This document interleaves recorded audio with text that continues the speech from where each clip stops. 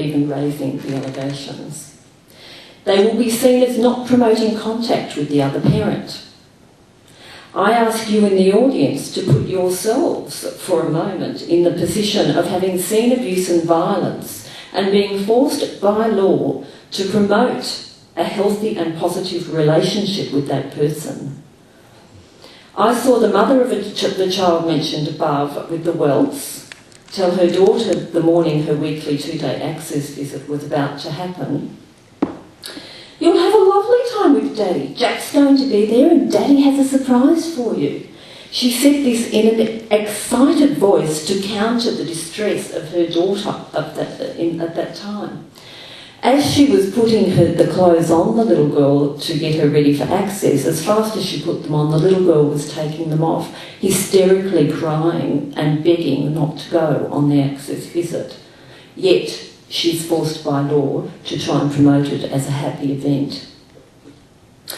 This father has not been physically violent to the mother. However, on his 2-day access visits, he expects his 4-year-old daughter to do and enjoy life as he does.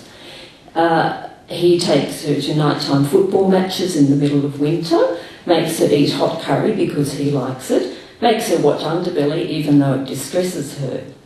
He punishes her when she doesn't enjoy the tastes of his 45-year-old male tastes. He has mild Asperger's and is unable to sympathise with his daughter's distress.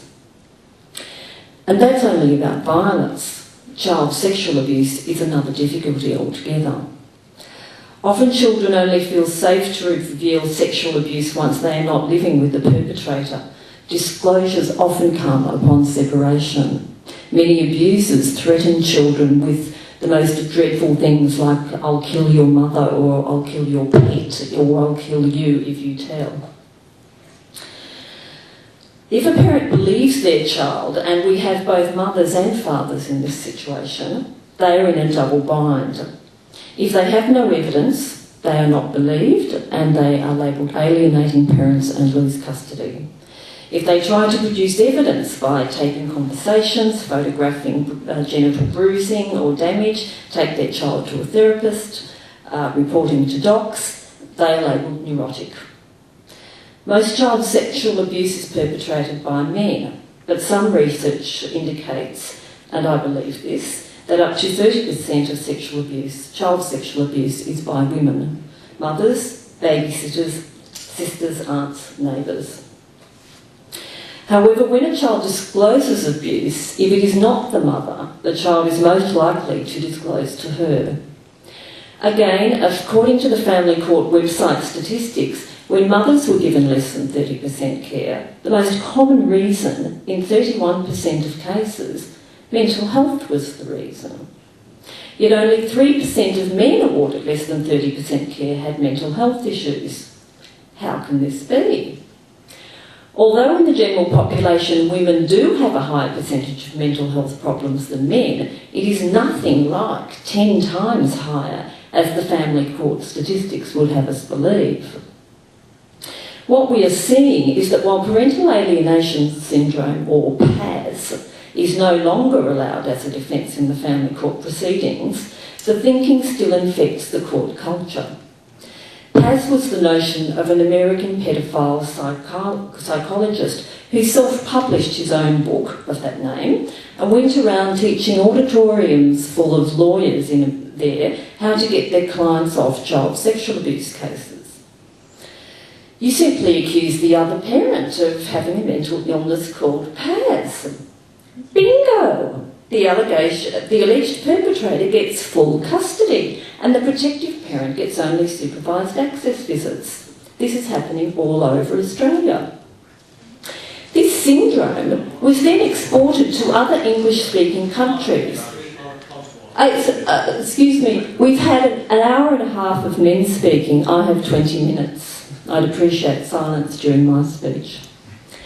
This syndrome was then exported to other English-speaking countries. The premise was that most allegations of abuse in custody matters are false, despite an avalanche of evidence to the contrary. Although it's no longer allowed as a defence and the word syndrome is no longer used, It's been replaced by other words such as no contact parent, alienating, unfriendly or hostile parent. And if you are one of these, you have a mental health issue. We believe this is what accounts for the extraordinarily high level of mothers with mental health issues in litigated family court cases. One of the things the Safer Family Law campaign is hoping to see changed is the introduction of risk assessments on a scale of 1 to 10.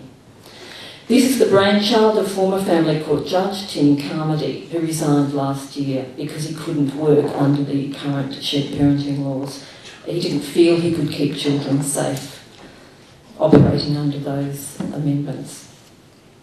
He said that shared parenting should be the end point, not the starting point of family law. If all is well and good, parents are cooperating and friendly, by all means reward them with shared parenting. But where parents have separated because of violence or entrenched conflict, forcing them to co-parent is like forcing them into a socially engineered partnership that does not work for either party and certainly works least of all for the child.